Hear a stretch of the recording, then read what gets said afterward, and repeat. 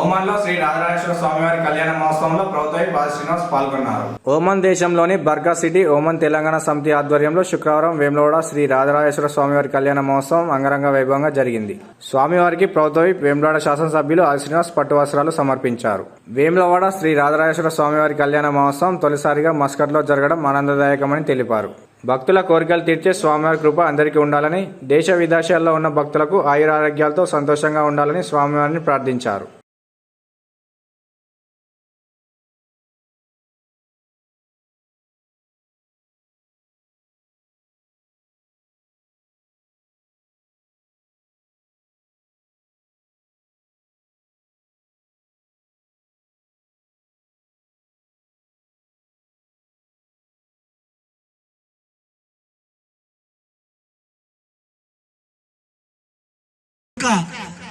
చక్కటి వివాహ వేదికలో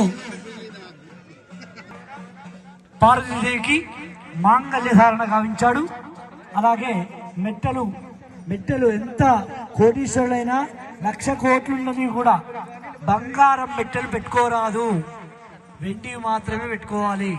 ఎందుకంటే గర్భానికి మెట్టలకు ఆ యొక్క రెండవ వేలుకి, పాదం యొక్క రెండవ వేలుకి సంబంధం ఉంటుంది.